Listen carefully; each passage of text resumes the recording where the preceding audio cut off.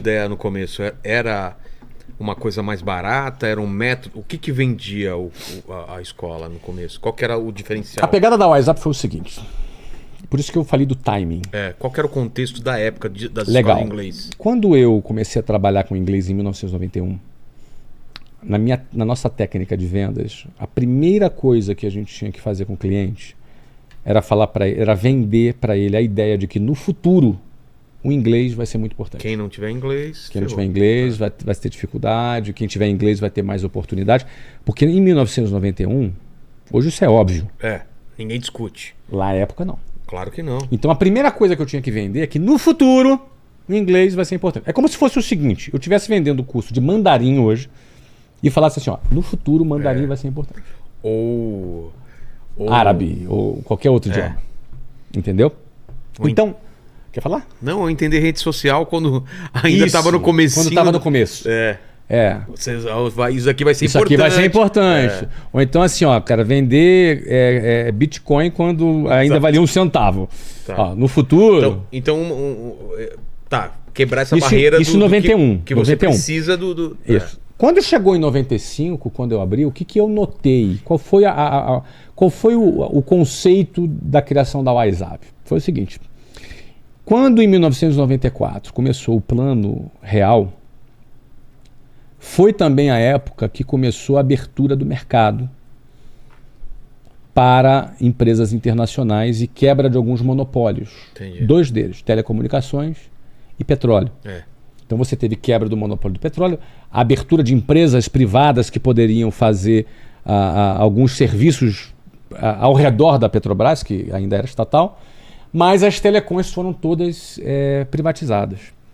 Tu vai lembrar que você comprou linha telefônica por $3.500. Era um carro, era um presente de casamento, aquelas coisas, passava de pai para filho. Você declarava no imposto de renda. E fila, né? E fila. Além disso, ainda fila. Então assim, a nova geração não tem ideia do que seja isso. Seria o quê? Um telefone fixo custando o quê? 50 pau hoje em dia? Não, menos um pouquinho, uns 20 mil reais. 20 mil, tá. Você imagina que você vai...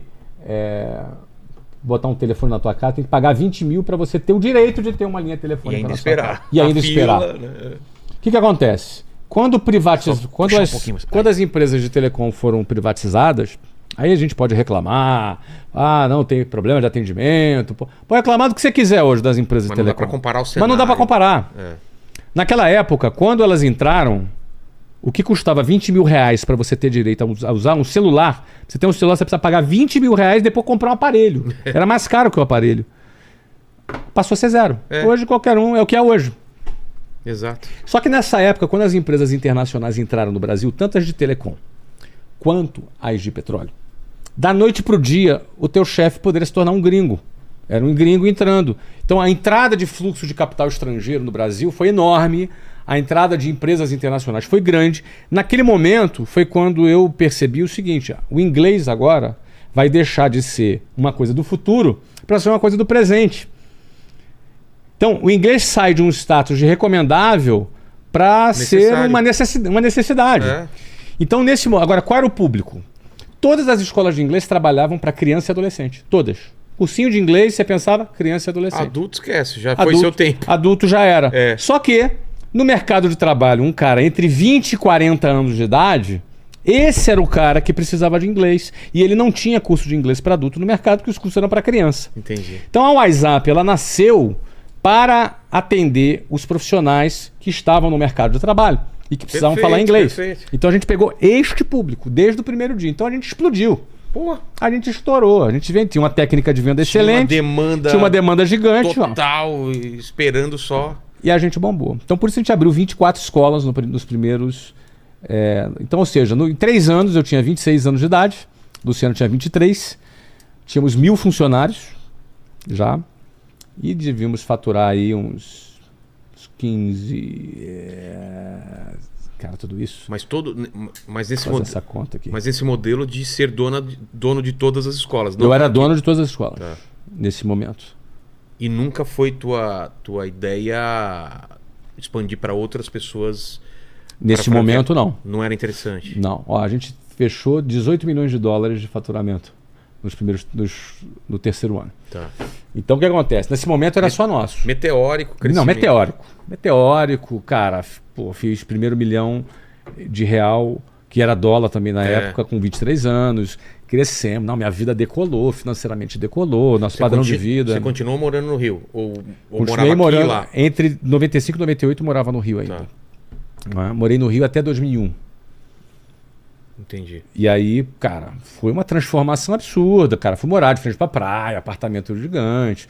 Pô, no Rio de Janeiro tinha 3 Cherokees. E teu pai? Ah, meu pai tava feliz da vida. Teu pai falou, eu falei. Eu falei pra você sair daquela escola, que você não me escutou, mas eu falei lá. Não, meu mas pai foi tava legal, ótimo, cara. Meu pai tava bem, minha Então mãe foi legal, também. ele vê você. Tá ótimo. Fez a escolha certa. Maravilhoso. Meus pais são excelentes, não tenho nada que dizer. Todas as preocupações que eles tiveram, era eu que inventava as modas e criava as preocupações. Mas minha vida decolou. Mas você estava feliz, estava estressado, era tranquilo? Não, estava feliz pra caramba. De boa? Trabalhava 15 horas por dia, mas também feliz pra caramba. Eu, Luciana, trabalhando. Luciana foi diretora financeira, ela que cuidava de todas as reformas. Então você imagina, ela inaugurou uma nova loja a cada 45 dias. Acompanhava, fazia acontecer. Ela que tocava, ela que... Então era de um lado na parte de vendas e produto e ela em gestão do outro lado. Entendi. Ela foi, imagina, ainda mais no início, sem grana, no cheque especial, ela realmente fez muita diferença ali na gestão financeira. Mas, cara, a gente voou. E aí, quando foi o ano de 99, foi o ano que a gente... Agora vamos dar uma organizada nisso aqui.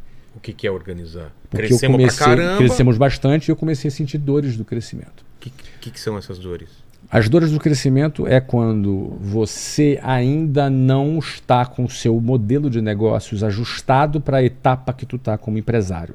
O que acontece? Eu gerenciava uma escola e ficava 24 horas com uma escola. Aí eu abro a segunda. Certo. Minhas 24 horas são as mesmas. Claro. Abro a terceira. Abro a 10ª.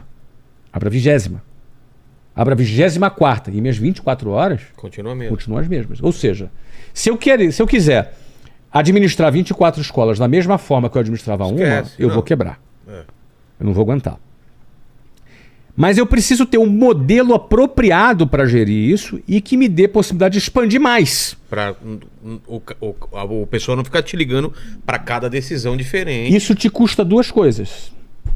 Uma reformulação do teu negócio de maneira que você consiga gerir aquele novo tamanho e a tua perspectiva de crescimento. E demanda também você bancar essa estrutura. Bancar em que sentido? Financeiramente. Ah, tá. Financeiramente, você tem que... Custo de investimento.